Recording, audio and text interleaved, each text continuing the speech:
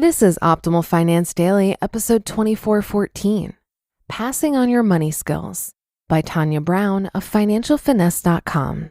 And I'm your host and personal finance enthusiast, Diana Merriam. Now let's get right to it and continue optimizing your life.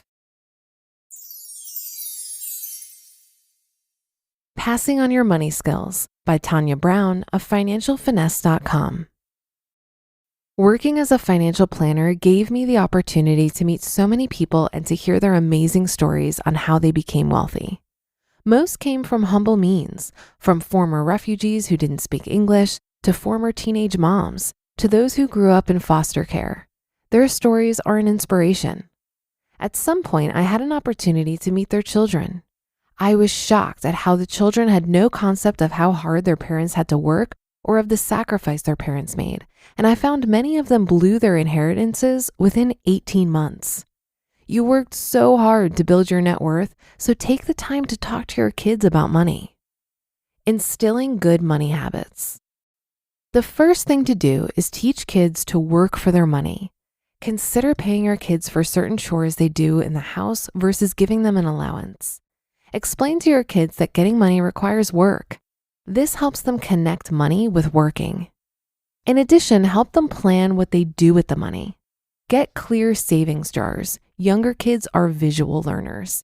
And when they get paid, have them place their money in the different jars in a certain order. They could be labeled give, save, and spend. They will place the money in the jars in that order. By teaching them where to place money, you're teaching them the habit of what to do with money, so they're learning to live on less. Once they start to save over $100, open a savings account for them and have them make deposits. With online services, they can see their money grow. Teaching kids about investing. Kids like things. Kids want things.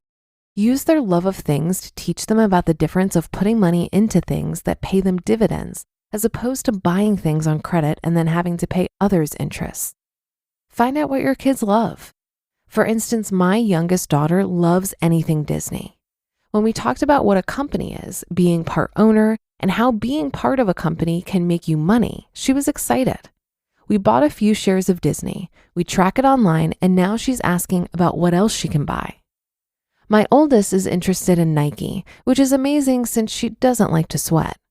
I explained to her that by owning Nike, she can get some of the money she uses on the shoes through appreciation of the stock and dividends. We then bought a few shares.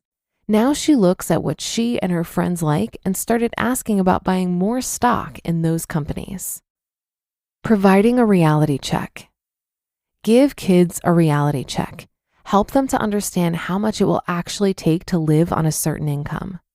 A few years ago, I volunteered for a reality check program at a local junior high school. In this program, a group of teens are given a card. The concept was to deal with the cards you were handed, in this program as well as life. Each card was a profile. For instance, some cards had a profile of being 40 years old with 2 kids, aged 10 and 12, and making $80,000 total household income. They then had to go into a room full of different booths. Each booth had a smiling adult volunteer with all of our hands out to represent different purchases: food, shelter, gas, daycare, clothing for kids, transportation, etc. By the way, the sweet older woman representing taxes blocked the door to the other booths until taxes were paid. The looks on the kids' faces as their $4,000 a month paycheck turned into $2,800 a month was priceless. They had to account for all of the money received and looked shell-shocked. When all of the students were done, we asked about their experience. Quite a few said that they will give their parents a hug when they see them. They had no idea how much it costs to maintain their household. Others said they feel bad about how much their parents spend on them. Saving their future. Work with your high school kids to understand the true costs of college. A few months ago, I was talking to my niece who was accepted into a college that was going to cost her $50,000 a year out of pocket. Her future career path had a starting salary of $60,000, so she assumed she could afford to pay back the loan with ease.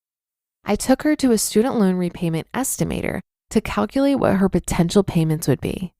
She almost fainted when she saw that her payments for 10 years at 5% interest would be about $2,100 a month. She then realized the cost was not worth it and started looking at cheaper options. Take the time to show your kids what their choices regarding schools and debt will cost and encourage them to make better choices. Sharing your values. For your adult children, share your values about how you got to the financial position you find yourself in. Many parents I talk to are amazed that their children with less money are living a lifestyle that took them 20 years to get to. Teach the value of delayed gratification, not using debt to upgrade their lifestyle, and the value of work. You may think this should be obvious, but it's not. I know this is a touchy subject, but when your kids come to you with a financial need, use discernment to judge if this truly is a situation out of their control, like a job loss or medical bills, or is their financial need due to irresponsibility? If the need is due to irresponsibility, the best gift you can give your children can be to let them learn from their mistakes by resolving their problems themselves or dealing with the real-life consequences of bad money choices. No decision hurts them forever. Their lives and credit will bounce back, but if they learn their lesson, it won't be repeated. No matter the age of your child, there's an opportunity to pass on your values to them. If you don't, you're leaving the media and financial institutions to teach your kids about money. Who do you think will better look after your kids' best interests? You just listened to the post titled, Passing on Your Money Skills by Tania Brown of financialfinesse.com. Teaching kids about money is no easy task, as I'm now learning as a new bonus mom. But I do look back on my long-lost days of getting an allowance fondly. My mom gave a weekly allowance for certain chores, and we got bonuses for good grades. I also appreciate that she would incentivize us to save with an employer match. So for example, when I was in elementary school, I wanted my own TV, and I saved my allowance, Christmas, and birthday money until I had about $50. My mom matched it, and I was able to buy a $100 TV. Same thing when I was a teenager. I saved $3,500 for a car, which she matched, and I was able to buy my dream car, a used 97 black Honda Civic with tinted windows. I loved that car. I think I was the kind of kid who loved to earn money, and I was always looking for things to sell. Friendship bracelets, a magazine I wrote with my best friend when I was 12, membership passes to the jungle gym in my yard. While I'm not sure that my mom knew I was doing any of this, I'm glad I had the opportunity to fail at trying to sell all those things. I think it helped me develop a thicker skin, which became useful for my sales career. And I'll never forget my first sale. When I was 9, I convinced an old lady down the street to pay me 50 cents a week to feed her koi fish. So perhaps that's the danger of paying your kids an allowance to do chores. They may con your neighbors into paying them for chores as well.